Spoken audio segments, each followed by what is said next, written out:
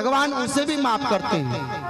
और भौतिक, यदि भगवान के द्वारा जैसे अचानक कोई भूकंप आ गया, सुनामी आ गई, ज्वालामुखी फट गए, ये क्या होता है? ये दैविक और भौतिक यह ताप होते हैं।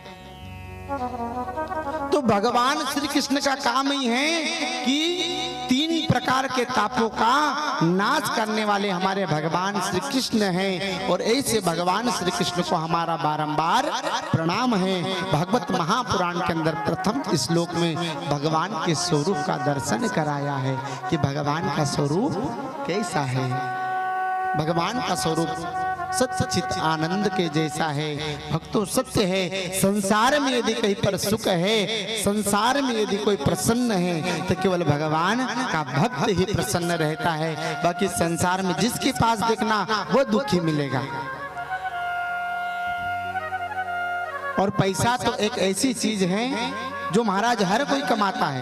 मैं ये नहीं कहता कि पैसा मत कमाओ, मैं ये नहीं बोलता कि अपने बीबी बच्चों का लालन पालन मत करो, लेकिन कम से कम परिवार में रहते रहते भगवान का नाम अवश्य जपना, ताकि यदि तुम कथा को सुनो तो तुम्हारे बच्चों के अंदर भी अच्छे संस्कार आ जाए।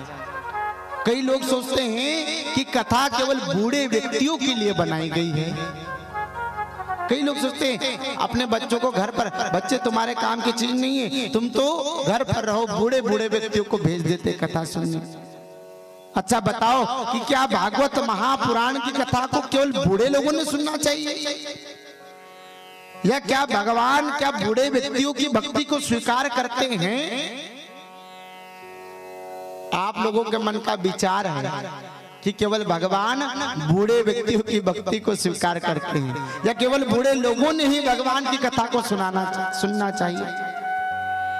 विचार करने की बात है कि कोई पुष्प होता है और पुष्प यदि मुरझा जाता है तो क्या उस पुष्प को हम भगवान पर चढ़ा सकते हैं? क्या पंडित जी उस पुष्प को भगवान पर चढ़ाने देंगे? नहीं। जब वह साधारण सा पुष्प जब मुरझा जाता है तो भगवान जब उस पुष्प को स्वीकार नहीं करते, तो विचार करने की बात है कि जब हमारा बुढ़ापा आ जाएगा, जब हमारा शरीर भी मुरझा जाएगा, तो भगवान अपनी भक्ति को कैसे स्वीकार करेंगे? यदि भगवान की भक्ति करना है तो बचपन से भगवान की भक्ति करना सीख लेना। यदि तुम्हारे बच्चों के अंदर बचपने से ही भगवान की भक्ति का बीज आपने बो दिया ना, तो समझ लेना कि आपका भविष्य उज्जवल हो गया।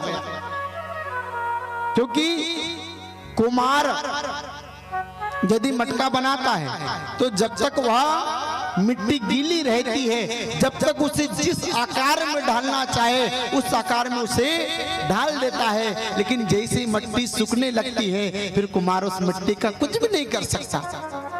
उसी प्रकार यदि तुम चाहते हो कि तुम्हारे आना वाला भविष्य अच्छा हो, तुम यदि चाहते हो कि तुम्हारे बच्चे तुम्हारी सेवा करें, तो जरूर आप अपने बच्चों को भी कथा के पांडाल में अवश्य लाना और उनको भी भगवान की कथा सुनाना, ताकि उनके अंदर भी भक्ति का बीज आ जाए। एक बार यदि अपने बच्चे के अंदर भक्ति का बीज आ जाएगा तो तुम्हारे जीवन को हमेशा हमेशा के लिए सुंदर बना देगा। क्योंकि वह बच्चे ने बचपने से ही भगवान की भक्ति करना सीख ली है।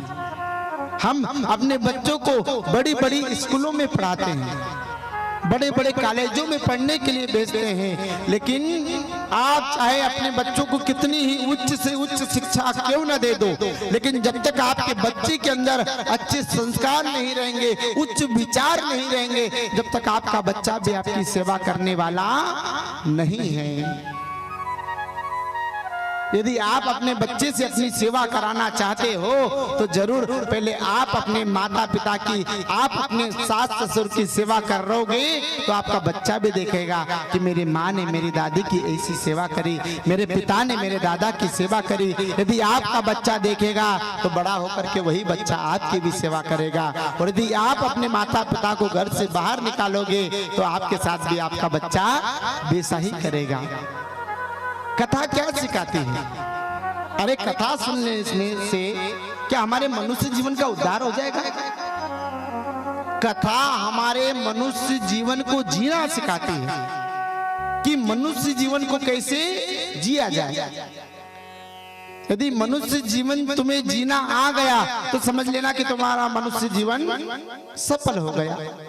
नहीं तो 90 नहीं 100 साल की भी यदि आयु हो गई और तुमने कभी भगवान की भक्ति की ही नहीं तो तुम्हारा मनुष्य जीवन किसी काम का नहीं है। भाई जिस प्रकार कोई महिला, कोई नई नवेली दुल्हन, वो नई नवेली दुल्हन चाहे कितनी ही महंगी से महंगी साड़ी क्यों ना पहन ले, चाहे कितने ही 9 लाख आर क्यों ना पहन ले, चाहे कितने ही ब्यूटी पार्लर जाकर के कितना ही सुंदर श्रृंगार क्यों ना कर ले, लेकिन जब तक उस नई नवेली दुल्हन के मस्तक पर 25 पैसे की बिंदी नहीं होती है, जब तक उस स्त्री का श्रृंगार अधूरा सा लगता है। लगता है कि नहीं?